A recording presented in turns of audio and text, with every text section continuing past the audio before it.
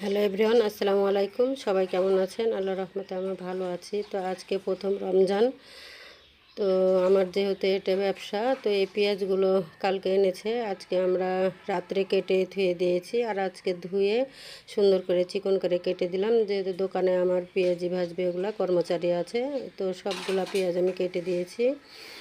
তো এখানে পেঁয়াজ কাটার পর আমি কাঁচামরিচও কেটে দিব, যেহেতু তাদের সুবিধার জন্য। আর বুটগুলা দেখতে পাচ্ছেন, এখানে বুটও সিদ্ধ করে দিতে হবে।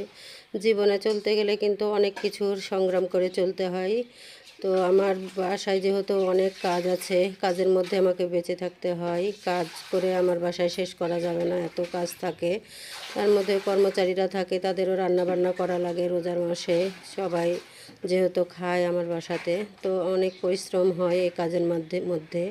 তো সবাই যদি আমার ভিডিওটা ভালো লেগে থাকে তো অবশ্যই লাইক কমেন্ট শেয়ার করবেন। আর তো বুটগুলা হয়ে গেছে, আর বুটগুলা আমি তেলে দিয়ে দিচ্ছি। এই বুটগুলো আমাকে বাসাতেই করে দিতে হয়, তো দোকানে বিক্রি করে। আর দোকানে অনেক কাজ আছে, সেগুলোও তারা করে, কিন্তু একটা চুলাতে তো আমরা কভার করতে পারি না, যেহেতু বেচা কেনাটাও বেশি। তো এতে দেখতে পাচ্ছেন তাদের জন্য আমি তরকারি রান্না করে দিচ্ছি। বিকালে কিন্তু আমাকে আবার রান্না করতে হবে।